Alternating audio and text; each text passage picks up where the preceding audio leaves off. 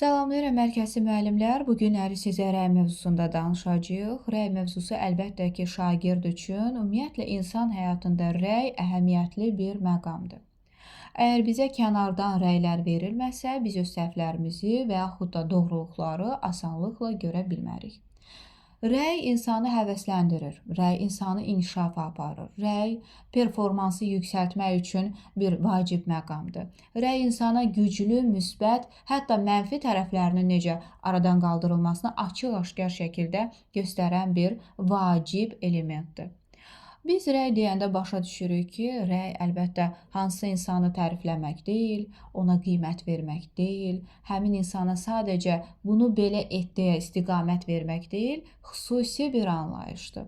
Rəy vaxtında verilməlidir, öz məqamında verilməlidir.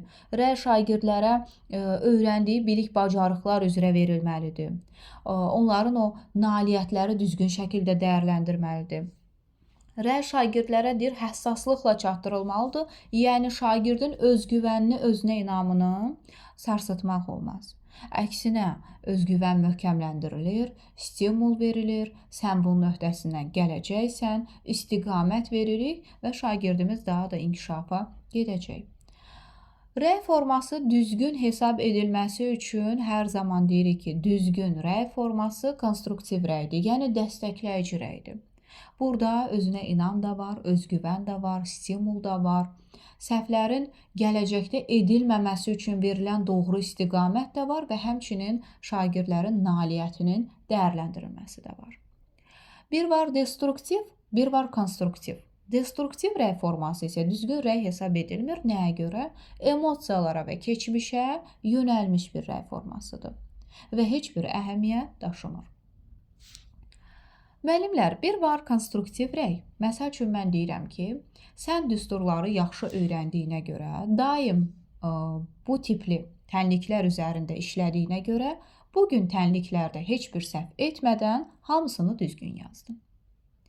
Bu zaman mən şagirdimə konstruktiv rəy verdim. Özgüvən, onun nailiyyətini dəyərləndirmək, onun gələcəkdə daha necə addımlaması üçün bir istiqamət verdim. Amma bir də var korrektə edici rəy.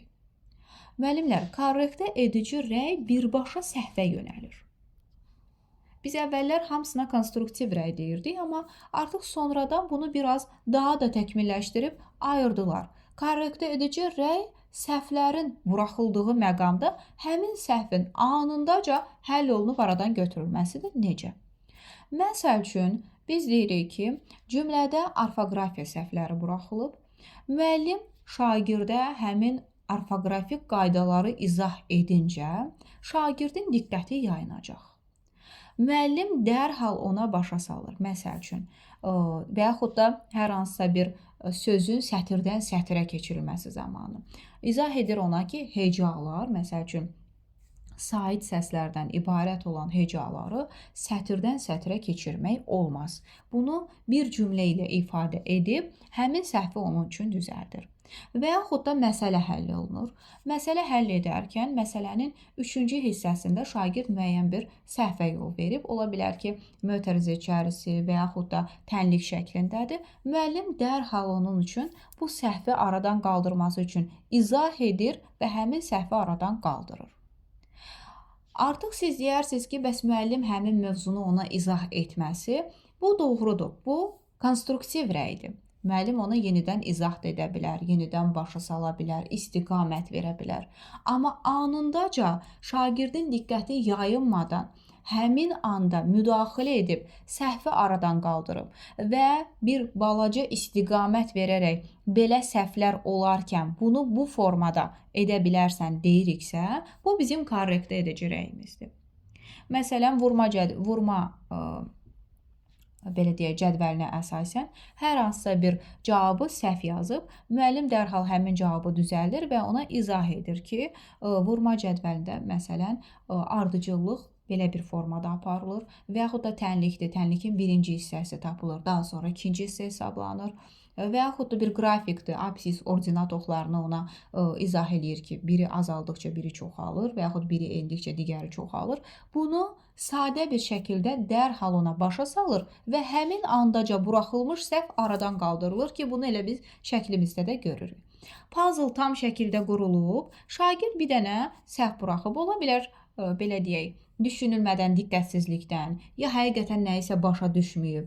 Biz həmin hissəni doldururuqsa anında və şagirdə bunu kiçik bir izahla təqdim ediriksə, biz buna deyirik korrekt edici rəy.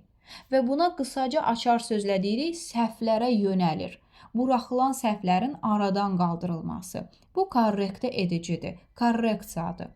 Amma konstruktiv rəydən söhbət gedirsə, bu birbaşa geniş bir şəkildə şagirdə verilir. Şagirdin inkişafına yönəlmiş bir rəy formasıdır ki, daim müəllim şagirdlərə öz konstruktiv rəyini verməli və onlardan əsirgəməməlidir. Çünki şagirdin inkişafı sırf rəydən asılıdır. Hətta şərt o deyil ki, mütləq hər zaman konstruktiv rəyi müəllim öz şagirdlərinə versin. Şagirdlər də bir-birinə verir. Məsələn, cütlərlə işdir, qruplarla işdir ki, burada şagirdlərin bir-birinə konstruktiv rəy verməsi önəmli hesab edilir. Məsələn, cütlərlə işdə deyilir ki, əgər şagirdlər bir-birinə konstruktiv rəy verə bilmirsə, rəy vermə qabiliyyəti yoxdursa, həmin iş forması uğursuz alınacaq. Biz bu məqamlara mütləq diqqət etməliyik ki, formativ qiymətləndirmənin əsasında nə dayanır? Rəy. Rəyin düzgün forması nədir? Konstruktiv rəy. Konstruktiv rəyin də daxilində biraz da dərinə, genişliyə gedəndə hər gün tətbiq ediləcək bir rəy nədir? Korrekt edici rəy. Və biz çalışmalıyıq ki, bu rəy mövzusunu həm özümüz daim şagirdlərimizə, həm də şagirdlər arasında geniş bir şəkildə formalaşdıraq. Rəy inkişaf yönümlülük pedaqoji tələbinə əsaslanmır. Rəy fəaliyyətin stimullaşdırmasına əsaslanır. Bəzən testlərdə pedaqoji tələbləri belə yerinə yetirəndə rəy görürsünüzsə, bunu həmişə götürün fəaliyyətin stimullaşdırılması. Nəyə görə? Yenə də açar sözləri deyəcəm. Özgüvən, özünə inam, nailiyyətin dəyərləndirilməsi, fəaliyyətin izlənməsi, səmərəliliyin artırılması, bunlar hamısı fəaliyyətin stimullaşdırılmasında var. Və plus da biz orada nə edirik? Əks əlaqə yaradırıq şagirdlərlə. Amma inkişaf yönümlülükdə sadəcə səhvlərin aradan qaldırılmasıdır ki, ona biz aid etsək, korrekt edici rəyi aid edə bilərik. Amma ümumilikdə söhbət rəydən gedirsə, həmişə fəaliyyətin stimullaşdırılması götürülməlidir. İzlədiyiniz üçün təşəkkür edirəm. Kanalımıza abunə olun, hər kəslə paylaşın, hamı öyrənsin.